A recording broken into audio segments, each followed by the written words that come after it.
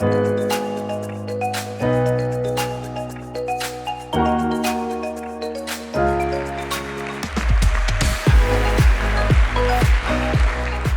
don't care about drowning polar bears. You really don't. Aw, I know, but you really don't. I don't care about drowning polar bears. I want to, but I know that I don't. This polar bear is reaching for that last iceberg. It's not there, and it's my fault, right? That's the messaging we've been given. It's sad. Polar bears have become this kind of sad mascot for climate change, and that's super problematic because we're so disconnected from their experience. I've only ever seen a polar bear in a zoo. That's problematic in and of itself. Yet we're being asked to associate them with climate change, which carbon is super difficult to visualize. I can't connect my own individual behavior with a degree, 2 degree, or a degree and a half change in overall climate. And all of the science and all the data is telling us we're not doing nearly enough, right? So what do we do? What can we actually do? We can use tools to rebrand this conversation in a way that really fosters engagement and inspires individual action. We can move away from these disconnected polar bears and towards things that actually work. So there's one tool that I'll share with you. It's called the shampoo bottle effect. That's a little silly. Even sillier is that I also call it the neurological kick in the pants. Yep, this is the brain phenomenon where when you have more, you will use more, but when you have less, you'll use less, and here's the thing, without even thinking about it. Your brain will conserve when it feels the impacts, when it feels that you're running out. So when you're at that top arrow, your brain will, you'll pay attention now, you'll use all the shampoo, and when you start to run low, you'll actually put less in your hand, and you won't even have to think about it. Your brain feels that you're running low, and it tells you to conserve.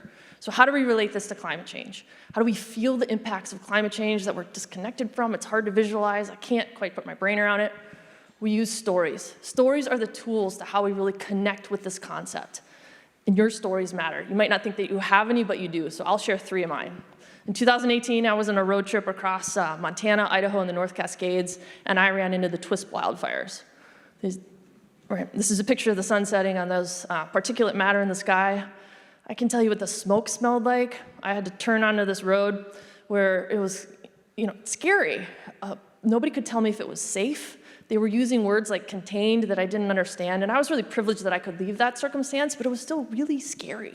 And I can feel what that felt like. This was a one-way in road, one-way out road kind of decision. And I can feel that fear, and you can feel that fear because I've shared that story with you, right? And so these stories are really what matters. And so we can also use stories to connect with place, right? So I grew up in a very rural area of Wisconsin. It's a beautiful place. I spent a lot of time running, hiking, and swimming there. It's a place that is really a part of my identity. And I feel very connected to that place. It's also probably why I'm so compelled to work in sustainability. This is a beach on the shores of Lake Michigan near my parents' house. I can tell you what the wind sounds like when it blows through those trees.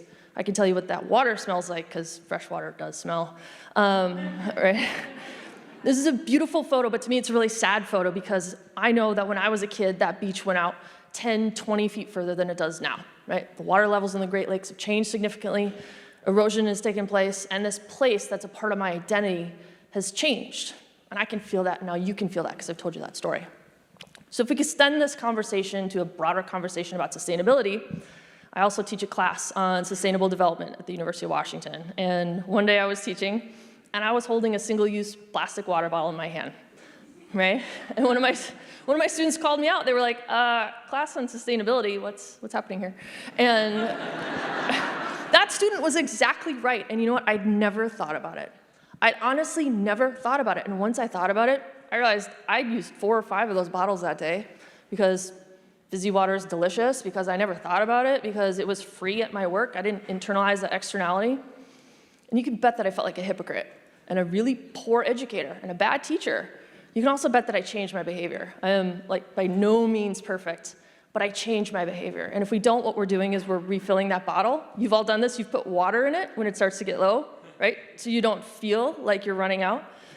That's complacency, and that's disconnected imagery. And so, these big, bold moments of climate change are important, but it's also these ordinary, everyday, imperfect, single-use plastic water bottle moments that are super important, and we need to keep telling those stories. We need to leverage tools like the shampoo bottle effect or whatever works to change the design strategy. Tell stories that are meaningful to you and your community in whatever media resonates, because we are not doing nearly enough. So my story at Ignite is all about the power and importance of telling your stories. Tell stories that matter. Force our brains to really feel and connect with climate change and move away from these disconnected images so that we can actually do something.